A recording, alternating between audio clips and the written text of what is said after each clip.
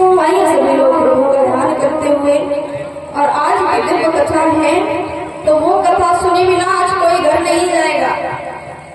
आज कौन सी कथा है?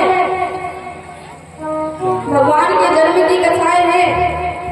आज पूर्ण कथा होगी तब घर जाने को मिलेगा। ठीक है, पहले से बता दिया है, कोई नहीं जाएगा। जिसको जाना है तो हाथ उठाइए। जाना है क्या? तो कथा बंद कर दे, ना सुनाएंगे। क्योंकि जब आपकी इच्छा होगी तभी सुना देंगे, और नहीं इच्छा होगी तो कोई बात नहीं। मोटे लेना तेरे कजरारी, लुट गई मिट गई तुझ पे प्यारी। ये बताइए, आज हमारे बिहारी जी का जो महोत्सव है, तो जन्म में बधाई लुटी जाएगी, बधाइयाँ होगी। जो घर में लाला होता है ना, नाती पोता होते हैं, खूब नाचती है। आज नाचेंगी कि नहीं नाचेंगी? नाचेंगी नहीं नाचेंगी? अरे बोल तो काय तो शर्मा रही हो, हम ही तो बैठे। उठा दो हाथ, नाचेंगे कि नहीं नाचेंगी? अब जिन जिन ने हाथ उठाए है ना, सबको नचाएंगे, किसी को नहीं छोड़ेंगे। और आप नहीं नाचेंगे क्या? आपके घर में लल्ला होता है तो नाचते कि नहीं नाचते? नाचते हैं, वो बधाई गाते हैं, वो खुशियां मनाते। क्योंकि बाबा नंद को भी तो बधाई देने के लिए जाना पड़ेगा। ये तो मैया यशोदा को जाएंगे देने के लिए, आप बाबा नंद को दे देंगे। उठाइए ना हाथ, जाएंगे कि नहीं? हाँ, अब अच्छा लगा। अभी लेकिन प्रैक्टिस कर लीजिए थोड़ी सी। अभी भजन हो रहा है तो अभी भी नाच करके थोड़ी प्रैक्टिस कर लो, क्योंकि फिर बाद में तो नाच नहीं है। ठीक है, अभी नाचेंगी, नाचेंगी तो करेंगे। मोटे लेना तेरे कजरारी, लुट गई मिट गई तुझ पे प्यारी। मैं तेरी हो गई।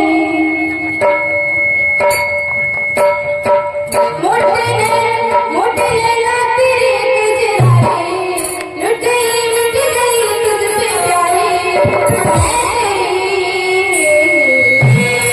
हो गई।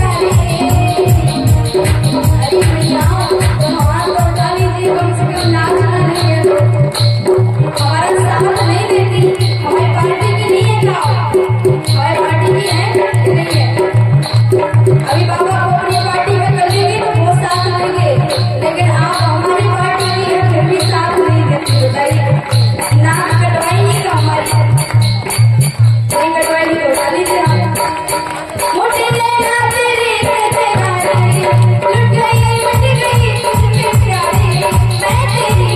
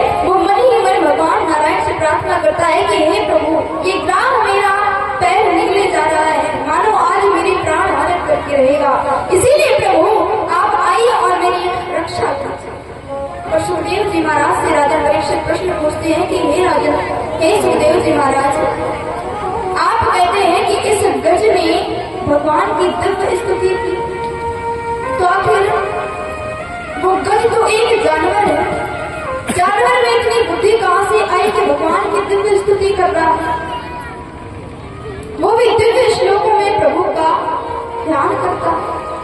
तो सुखदेव जी महाराज बताते हैं कि हे राजा परीक्षित, ये गज कौन है? ये गज पिछले जन्म में इंद्रदुम्न नाम का एक राजा,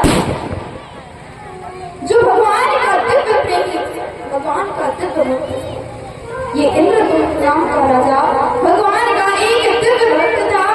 और एक दिन की बात क्या हुई कि ये राजा भगवान की तपस्या में बैठा हुआ था और वहीं से उसी मार्ग से अगस्त ऋषि का निकलना हुआ। अगस्त ऋषि ने समक्ष देखा कि एक राजा बैठा हुआ है। अगस्त ऋषि वैसे ही क्रोधी स्वभाव के राजा को बोला कि हे राजा, मेरा मार्ग खाली कर, मुझे निकलना है। पर वो राजा भगवान के ध्यान में लीन बैठा, नहीं सुनाई पड़ा। अगस्त ऋषि को क्रोध आया और क्रोध में शाप दे दिया कि हे राजा, जैसे तू मदमस्त होकर के घर बैठा हुआ है, वैसे ही जा, मैं तुझे श्राप देता हूँ कि अगले जन्म में तू एक मदमस्त हाथी के रूप में जन्म। ये हाथी वही है जो अपने पिछले जन्म में एक बड़ा ही दिव्य ज्ञानी, एक इंद्रदुम्न नाम का राजा था। और कहते हैं ये ग्राम कौन है जो मगरमच्छ बन करके आज गज को निगले जा रहा है? ये ग्राम कौन है? ये ग्राम है एक आहा नाम का गंधर्व। ये गंधर्व कैसा है?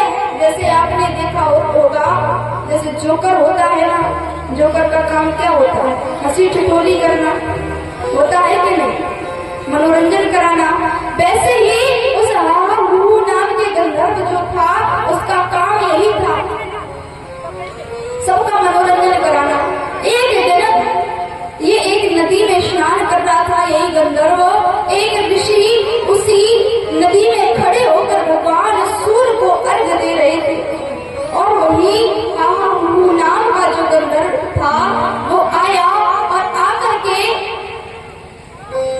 महर्षि के चरणों को पकड़ के उनको जल में फेंक दिया।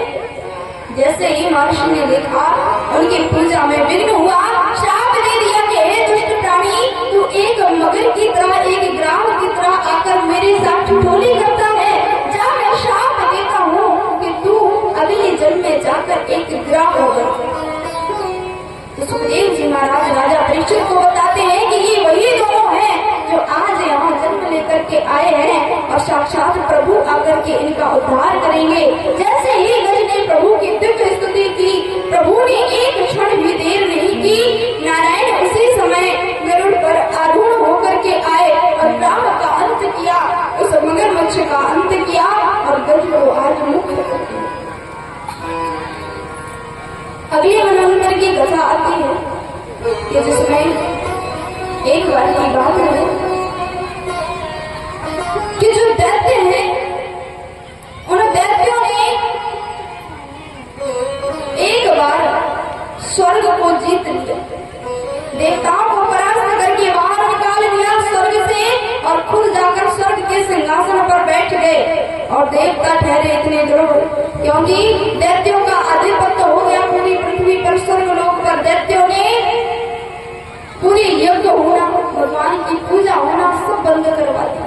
और देवताओं का तो है ही, इस हवन के द्वारा ही उन्हें भोजन प्राप्त होता है। हवन होना बंद हो गए तो सब देवता का बल क्षीण होने लगा, कमजोर पड़ गए। तो दौड़ करके सब देवता पहुंचे हैं नारायण के पास के, हे नारायण, अब हम बड़े ही दुर्बल होते जा रहे हैं, इन दैत्यों ने हमारा जीना दुर्लभ कर रखा। जैसे जैसे शरीर में कुछ प्राण बचे, अब महाराज, हे प्रभु, हमारी ये शक्ति कैसे वापस आएगी? तो भगवान विष्णु ने बताया कि हे देवताओं, अगर शक्ति पाना चाहते हो दोबारा तो समुद्र मंथन करो। समुद्र मंथन करोगे, उसमें से अमृत निकलेगा, अमृत का पान करके तुम पुनः बलशाली हो जाओगे, और इतने बलशाली हो जाओगे कि दैत्य तुम्हें कभी हरा नहीं पाएंगे, ना कभी मार पाएंगे, अमर हो जाओगे। तो देवता कहते हैं कि हे प्रभु, हम ठहरे इतने कमजोर, वैसे ही दुर्बल हो चुके हैं, और समुद्र का मंथन कैसे कर पाएंगे? तो कहते हैं भगवान कि हे देवता, जब काम सीधे उंगली से न निकले तो उंगली टेढ़ी करनी पड़ती है, और कभी कभी तो चूहे को भी मामा बनाया जाता है। आज तुम्हारे जो दैत्य हैं वो तुम्हारे भाई भी हैं, तुम्हें भले ही दुश्मनी चल रही है, पर उनके पास जाओ और जाकर उन्हें ये बात समझाओ कि जो भी समुद्र मंथन से निकलेगा वो हम भाई बराबर बराबर बांटेंगे। ठीक है, दैत्यों के पास गए, दैत्यों ने भी सोचा इसमें हमारी भलाई है, थोड़े कोई घाटा। तैयार हो गए समुद्र मंथन के लिए। समुद्र मंथन कराने के लिए मंदराचल पर्वत को लाया गया कि जिससे समुद्र का मंथन किया जाएगा, वो मथनी बनेगी समुद्र मंथन के लिए। मंदराचल पर्वत को लाया गया, लेकिन उस मंथन के लिए मंदराचल पर्वत मथनी तो मिल गई, लेकिन रस्सी कौन सी होगी? तो भगवान भोले बाबा के गले में जो सर्प विराजमान है, वासुकी सर्प, उस सर्प को बुलाया गया, वो रस्सी बना है। अब जैसे ही मंदराचल पर्वत को समुद्र में स्थापित किया गया तो उस पर्वत का भार बहुत ज्यादा, वो पर्वत समुद्र में धंसने लगा। तो देवताओं ने स्तुति की कि हे प्रभु, आपका पर्वत तो धंसने लगा है, अब ये पर्वत ही नहीं बचेगा, तो कैसे समुद्र मंथन किया जाएगा? प्रभु श्री विष्णु ने उसी समय अपना अगला रूप धारण किया।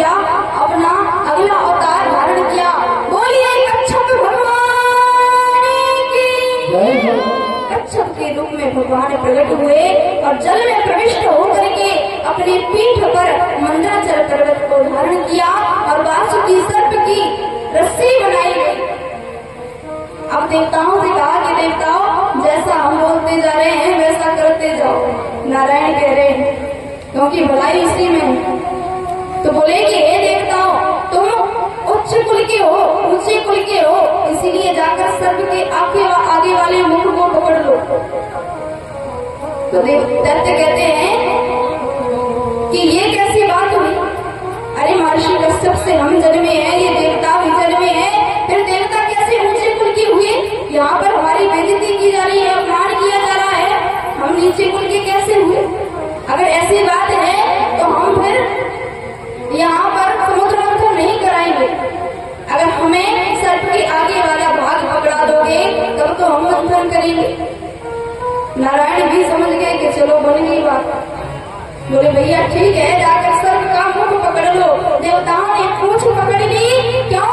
क्योंकि भगवान नारायण जान रहे हैं कि जब समुद्र मंथन किया जाएगा, मंथन के द्वारा जब इस सर्प के शरीर का घर्षण होगा, बार बार ये पर्वत से टकराएगा, बार बार घर्षण होगा, तो इसी सर्प के मुख से जहरीली फुफकारें निकलेगी, जहर की। और उस विषैले जहर की फुफकारें अगर देवताओं के ऊपर पड़ी तो देवता तो इतने सुकोमल हैं, ये झेल नहीं पाएंगे उस विष को। और दैत्य तो वैसे भी काले कलूटे, उन पर अगर विष पड़ भी गया तो भी उनकी मोटी चमड़ी पे कोई फर्क नहीं पड़ने वाला। बन गया काम। देवताओं ने पूंछ पकड़ी, दैत्यों ने मुख पर पकड़ा। और अब उसी समय मंथन प्रारंभ हो गया। जैसे ही मंथन किया गया तो सबसे पहले क्या हुआ है कि मंथन करने के पूर्व में कालकूट विष निकला है। अब वो कालकूट विष इतना जहरीला था कि अगर कुछ क्षण के लिए ही पृथ्वी पर रहता तो पूरे विश्व का अंत कर देता। क्या किया जाए? तो उसी समय भूत भावन भगवान भोलेनाथ को आमंत्रित किया गया कि हे प्रभु पधारो और इस कालकूट को अपने कंठ में धारण करो। प्रभु भोले बाबा महादेव अवतार दानी वहां पर पधारे और उस कालकूट को अपने कंठ में धारण कर लिया। तभी से नाम पड़ गया है, बोलिए नीलकंठ भगवान की। भगवान भोले बाबा ने अपने कंठ में धारण किया है। आइए हम भी ऐसे इस दिव्य पंडाल में उपस्थित हैं जहाँ स्वयं भोले बाबा विराजमान हैं। उनकी दिव्य कृपा से हम सभी लोग इस कथा को श्रवण करा रहे हैं। दिव्य रुद्र महायज्ञ का आयोजन किया गया है। तो आइए 2 मिनट के लिए बाबा का ध्यान करते हुए तत्पश्चात हम सभी लोग कथा में प्रवेश करेंगे। और आज दिव्य झांकी भी आप सभी लोगों को देखने को मिलेंगी। तो बिना 8 बजे के पहले कोई घर नहीं जाएगा, ठीक है? आज कोई को घर नहीं जाने देंगे। बोलिए भूत भगवान की। बम भोले बम भोले बम भोले बम बम भोले बम भोले बम भोले बम बम भोले बम भोले बम भोले बम भोले बम भोले बम भोले बम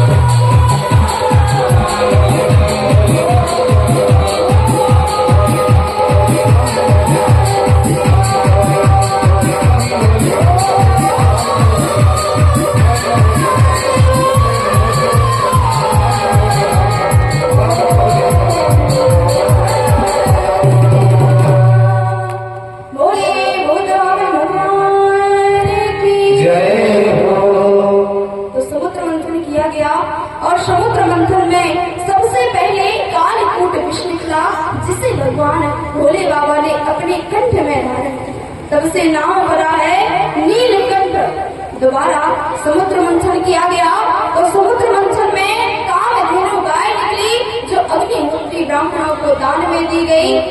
तत्पश्चात पुनः मंथन किया गया तो इस बार स्वयं चंद्र देव प्रकट हुए। महादेव ने जिन्हें अपने मस्तक पर विराजमान किया है, फिर पुनः मंथन किया गया और इस बार मंथन में उच्चश्रवा घोड़ा निकला, जो दैत्यों के राजा महाराज बलि को दिया गया। फिर पुनः मंथन किया गया तो इस बार ऐरावत हाथी निकला, जो देवराज इंद्र को दिया गया। फिर पुनः मंथन किया गया, इस बार कौस्तुभ मणि निकली। कौस्तुभ मणि को स्वयं भगवान नारायण ने अपने कंठ में धारण किया। फिर पुनः मंथन हुआ तो इस बार स्वयं पारिजात वृक्ष निकला, जिसे हम सभी लोग कल्प वृक्ष के नाम से जानते हैं। ये स्वर्ग में स्थापित किया गया। फिर पुनः मंथन हुआ। इसके बाद रंभा आदि अप्सराएं निकली, जो स्वर्ग में स्थापित की गई, स्वर्ग में दी गई है। फिर पुनः मंथन हुआ। स्वयं महालक्ष्मी प्रकट हुई है और महालक्ष्मी का विवाह नारायण के साथ संपूर्ण हुआ। महालक्ष्मी नारायण को सौंप दी गई। फिर पुनः मंथन हुआ तो इस बार स्वयं बारूणी देवी मदिरा का कलश लेकर प्रकट हुई।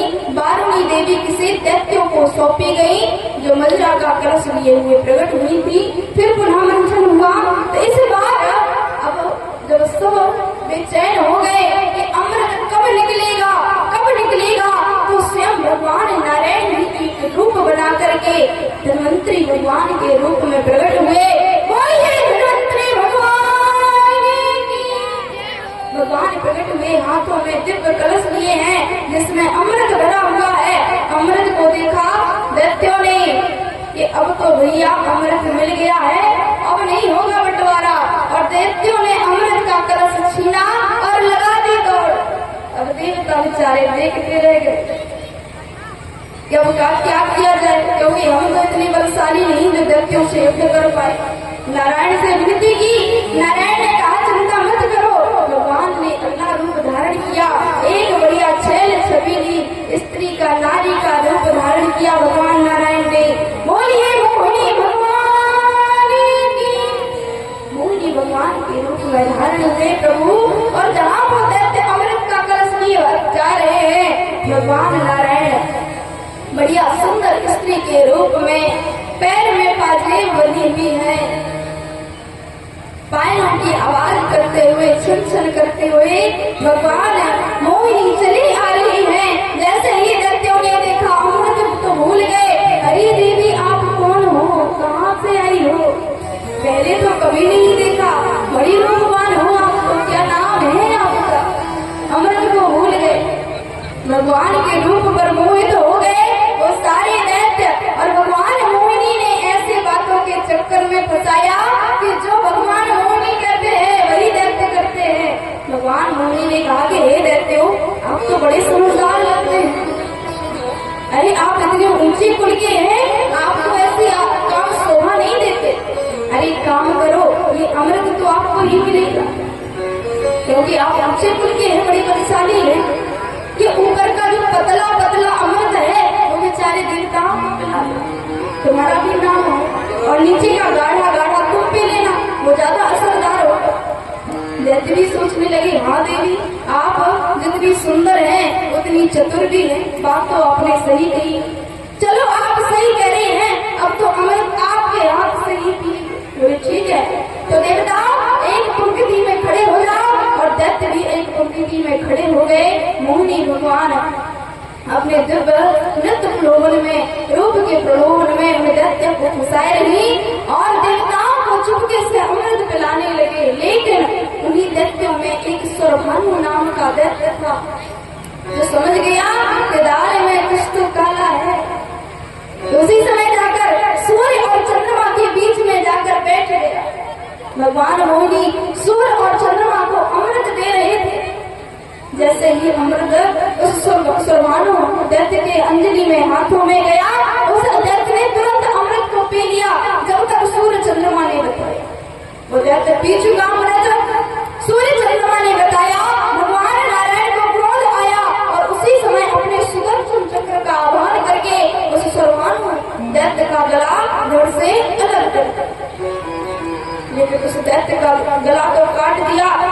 पी चुका था, अमृत मरेगा तो नहीं। उसका सर अलग हो गया और धड़ अलग हो गया। आज भी वो दैत्य जीवित है, राहु केतु के नाम से उसे जानते। आज भी वो दैत्य मरा नहीं, क्यों? अमृत पी चुका था, नहीं मरा।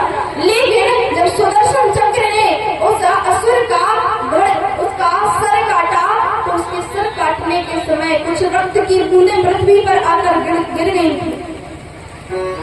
वो रक्त की बूंदें गिरी, वो उन बूंदों में से लहसुन और प्याज जन्मे। आप जानते हैं लहसुन प्याज स्वास्थ्य के लिए बड़े लाभकारी होते हैं कि नहीं? बताइए, हमारे बाबा लोगों को, मैयाओं को पता होगा, स्वास्थ्य के लिए लहसुन प्याज बड़े लाभकारी होते हैं। अरे पता हो तो मुंडी हिला दो, ना हो तो हाथ हिला दो। है पता कि नहीं है?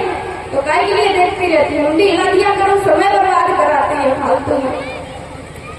बोलिए श्री वृंदावन बिहारी लाल की। तो उस दैत्य के रक्त से लहसुन प्याज जन्म लिए। क्यों? क्योंकि उस दैत्य ने अमृत पी लिया था, उसके रक्त में अमृत मिल चुका था। इसीलिए वो लहसुन प्याज कितने लाभकारी हैं, अमृत के समान काम करते हैं। कभी कभार हमारे स्वास्थ्य को स्वस्थ कर देते हैं। लेकिन वही लहसुन प्याज पूजा में वर्जित है, वैष्णव जनों के लिए वर्जित है। क्यों? क्योंकि रक्त मिला है एक असुर का। इसलिए जो भी वैष्णव होंगे वो लहसुन प्याज को ग्रहण नहीं कर सकते, वर्जित है। जी हाँ, वर्जित है। तो इसीलिए वो राहु केतु के नाम से वो दैत्य फिर भी जीवित रहा। लेकिन जब ये बात दैत्यों को पता चली कि नारायण ने फिर हमारे साथ धोखा किया है, तो इस बार दैत्यों ने देवताओं के साथ युद्ध करना प्रारंभ कर दिया। और युद्ध हुआ, लेकिन देवता तो अमृत पी गए थे, बलशाली हो चुके थे, तो दैत्य हारे गए, सब मारे गए और देवता सब जीवित रहे और जाकर स्वर्ग पर बैठे। स्वर्ग पर जाकर अपने सिंहासन को पुनः प्राप्त किया। और इधर जब सारे दैत्य मारे गए, तो दैत्य गुरु शुक्राचार्य आए, संजीवनी विद्या से पूरे दैत्यों को जीवित किया और दैत्यों के राजा महाराज बलि को जीवित किया। इस बार शुक्राचार्य जी ने कहा कि हे राजा बलि, उस विष्णु ने आपके साथ हमेशा छल किया, लेकिन एक बात ध्यान दीजिएगा कि वो विष्णु कितना भी छल कर ले, लेकिन उसकी एक खासियत है कि वो ब्राह्मणों की बड़ी सेवा करता है, संतों की बड़ी सेवा करता है। इसीलिए हे महाराज, आप 100 यज्ञ का आयोजन कीजिए, शतक्रतु कीजिए। 100 यज्ञ अगर आपके पूर्ण हो जाएंगे, तो 100 यज्ञों के पूर्ण होने के बाद आप इंद्र के सिंहासन पर बैठने के योग्य हो जाएंगे। क्योंकि ऐसा नियम है, जो 100 यज्ञों का फल प्राप्त कर लेता है वो इंद्र के समान हो जाता है, इंद्र की पदवी को प्राप्त कर सकता है। इसीलिए महाराज 100 यज्ञ कीजिए। इसके बाद देखते हैं कौन आपको स्वर्ग के आदिपुत्र से बचा सकता है, स्वर्ग के सिंहासन से कौन बचा सकता है। स्वर्ग के सिंहासन पर आप ही बैठे, ठीक है। महाराज बलि ने घोषणा कर दी, जो ब्राह्मण जो संत मेरे द्वार पर भिक्षा मांगने आएगा, जो भी मांगेगा मैं उसे दान दूंगा। क्योंकि महाराज बलि 100 यज्ञ करने वाले हैं। धीरे धीरे करके यज्ञ होने लगे। लेकिन इधर महर्षि कश्यप की जो पत्नी है देवी अदिति को महर्षि कश्यप ने एक 16 दिन के पयो व्रत का नियम धारण करने को बताया। किस लिए? कि हे देवी, आप इस 16 दिन के पयो व्रत को धारण करें तो भगवान स्वयं आप पर प्रसन्न होकर आपकी इच्छा को पूर्ण करेंगे। जो कि देवी अदिति क्या चाहते हैं कि भगवान मेरे गर्भ से जन्म लेकर मेरे बालक के रूप में जन्म ले। उस दिव्य पयो व्रत को धारण किया है देवी अदिति ने। और जैसे ही 16 दिन पूर्ण हुए, भगवान ने दर्शन दिए कि हे देवी, मैं आपके इस पयो व्रत से बड़ा ही प्रसन्न हूँ, मांगो क्या चाहते हो। तो बोले, हे प्रभु, मैं यही चाहता हूँ कि आप मेरे गर्भ से जन्म ले, मेरे घर बालक बन करके। तो उसी समय भगवान ने आशीर्वाद दिया कि हे देवी, मैं आपके अवश्य आऊंगा। और उसी समय देवता भी विनती करते हैं कि हे प्रभु,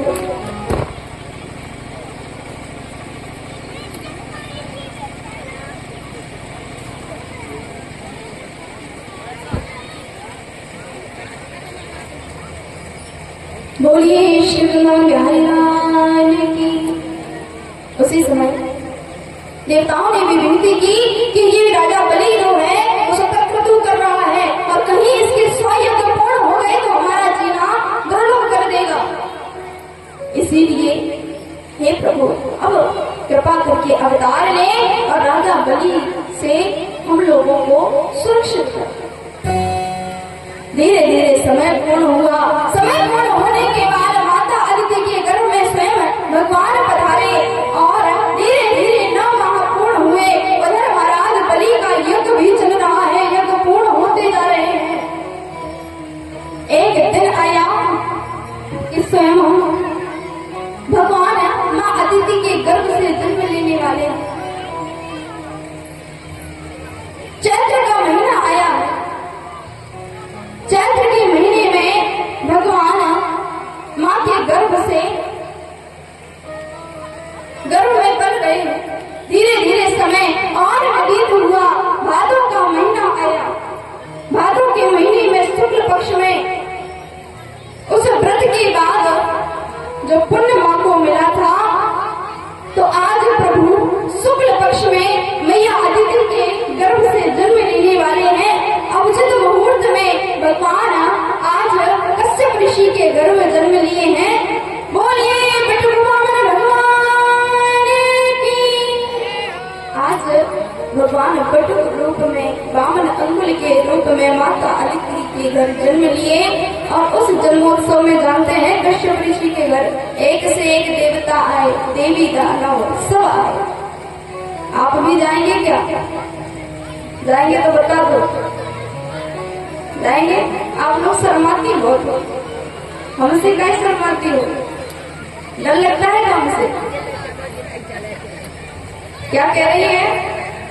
पहले हम जाए फिर आप जाएंगे, फिर नहीं हम ले जाएंगे, हम अकेले जाएंगे। फिर जाना हो तो बताइए। अगर हमसे दोस्ती कर लेंगी तो बड़े फायदे में रहेंगे, तो शर्माएंगे तो क्या आप ही को घाटा होगा, हमारा कुछ नहीं जाएंगे। ये बात है। आप लोग जाएंगे कि नहीं जाएंगे? नहीं जाएंगे। अरे भगवान, बाबा गुस्सा बैठे करे हम नहीं जाएंगे। आइए सभी लोग भगवान वामन की दिव्य स्वरूप का अवलोकन करें सभी लोग, और तत्पश्चात कथाओं में आगे बढ़ेंगे। बोलिए वामन भगवान की, भक्तवत्सल भगवान की। आज कश्यप ऋषि के आंगन में माता अदिति की कोख से जन्म लिए हैं भगवान श्री वामन अवतार में जन्म लिए हैं। हरि ने वामन रूप बनायो, हरि ने वामन रूप बनायो, हरि ने वामन रूप